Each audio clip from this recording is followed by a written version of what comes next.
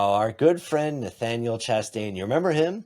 So a couple years ago, I forget exactly when this was, but it was during the NFT boom. And this dude worked at OpenSea, right? And what he was doing, if memory serves, was he basically got, just because he worked there, advance notice of which NFTs were going to be featured on OpenSea's homepage. And he would then go in and buy them at whatever the price was. And then magically the next day they would be featured and the price would go up. And then he would sell them and made a profit. Now, he only made, apparently, I read this, that $57,000 in total, I which think I that's don't also a understand. bit of an exaggeration. Like it was a little bit less crazy. Like, yeah, okay, fine, Okay, continue. but whatever it is. Um, but so he was sentenced for wire fraud and insider trading and all these kinds of things. And basically now he's been exonerated, and the court said in short that insider trading is okay if it's not property. Um, to me, this is just like, I understand. Well, listen, we're lawyers and we operate on technicalities, and every person deserves a zealous defense and all that, and great and good for him for now being able to go look at the sky and touch grass and all that stuff. That's great. But in the abstract, this is absolutely insane to me. Like this, that is insider trading. Literally, that is it. And if we're going to exonerate people over these kind of like, well, not really, I don't know. This to me opens the floodgate, and it's the exact kind of thing that we're worried about by saying let the free market decide these things. Well, here you go. Right. Well, this is the free market deciding, and then the appellate Jesus. courts. I mean, this is the appellate episode, I Yeah. guess.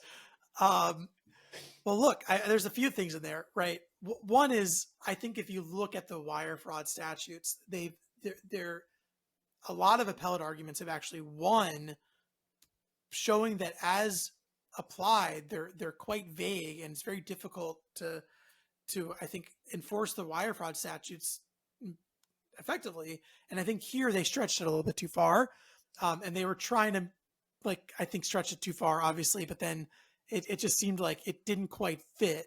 And so you have to look. It's kind of technical, but if you look at what was the inside information that Nate was actually trading on, and it wasn't something that um, it was kind of like, well, he did something bad, it was unethical, um, but it didn't quite seem like he had actually misappropriated inside information from someone in the way that was required under the law. So that was kind of how it broke. And so I think this just goes right back to federal prosecutors stretching the wire fraud beyond what it was ever intended to do. It was never intended to contemplate someone like publishing NFT information and like trading on the back. Like, it's just like that wasn't what it was intended for. So the traditional laws just like don't fit this. If we want right-sized like criminal statutes to cover kind of crypto trading and inside like more unethical stuff, I think that's the law we would need to pass. But look, I think it's like this is the free market.